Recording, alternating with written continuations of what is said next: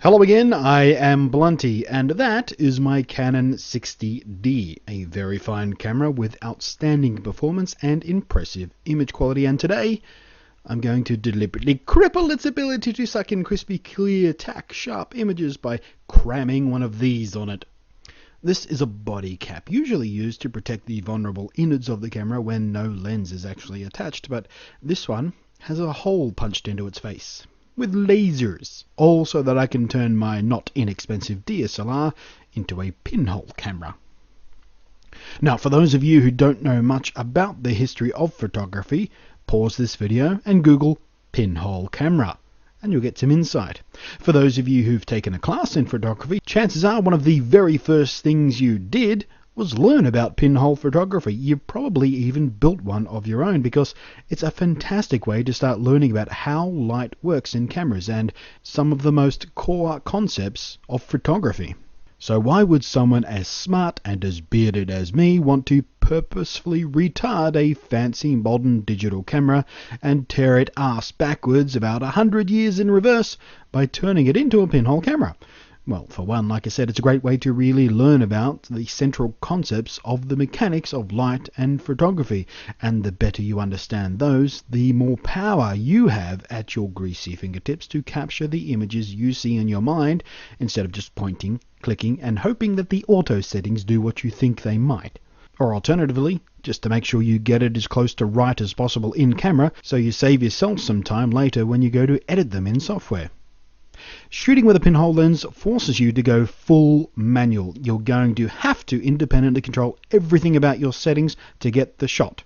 Every shot you take, you'll be twiddling those little dials and stabbing at those little buttons to make those wacky numbers on the display change. And to do that, you need to understand what the consequences of making those adjustments are, and there's no better way to learn that than to do that. Make change. Take photo. See what your change did to the photo. It can be a bit trial and error to start with, but then it all starts making sense in some very cool ways. Even if you're quite experienced and confident in photography, this is still a fun way to shake things up. You're forced to think about your shots in a more careful way. Everything takes more time. You have to slow down, breathe, relax, and focus your mind. It's like a Zen meditation for camera jockeys. The very nature of that tiny pinhole means it's only letting in a tiny amount of light, and that means even in bright sunlight you'll be taking long exposures. This also means that your viewfinder won't get enough light for you to really see much, if anything at all, as you try to frame up your shot. Going into live mode won't help you much either. There's still not enough light. Not even the camera's built-in light meters will give you readings you can really trust. So you've just got to take the shot before you see what you've got, and only then can you reframe your shot and readjust your settings to make sure your shot is exactly what you want it to be. In many cases, this can mean taking multiple 10 to 30 second long exposures, or even longer, before you get what you're after. With some practice and experience, you start to get a feel for it. You start understanding what your settings will need to be, and you start to be able to eyeball your field of view pretty accurately. Shooting like this can shake the brain out of those kind of autopilot muscle memory habits that many photographers, amateur and professional alike, can get stuck in. And it will probably make you take more time and think more carefully about your shots, even after you go back to using a nice big fast modern lens made of actual glass and all.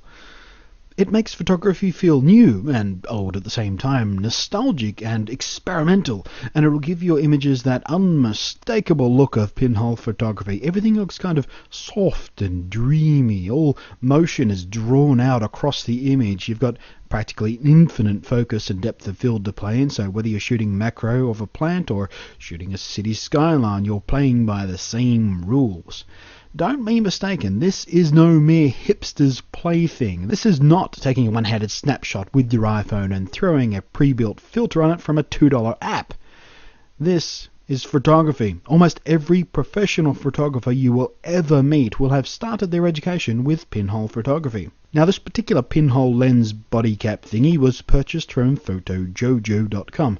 They've got them to suit Canon and Nikon bodies as well, or Nikon if you prefer, Canon and Nikon. And they'll cost you about $50, which may seem stupidly high for a bit of plastic with a hole in it, and, well, Frankly, it is almost insultingly priced, but to be fair, it's slightly more fancy than plastic with a hole in it. Firstly, it's precision cut with lasers, so you get an image as free of unwanted light diffraction and warping as you can expect from a pinhole lens. And secondly, the hole there isn't really a hole at all, it's more like a window, because it has a thin, clear film over it. And that helps keep dust and debris out of your camera body, which can be an issue for homemade jobs that are simply a hole poked through a body cap with an actual pin or something. Pinhole photography is a fantastic thing. It will help you become a better, more knowledgeable, more skillful photographer. But as for this pinhole body capped product, well, I'm not sure I can honestly recommend it at $50. Maybe if you're like me and you were ordering a whole bunch of stuff from Photo Jojo in one big order and you want to make sure you're getting the absolute most value out of your shipping costs, sure, throw one in your basket. You might only use it once or twice a year, but when you do, you will enjoy yourself. Thanks for watching. I'm Blunty, and I'll catch you next time.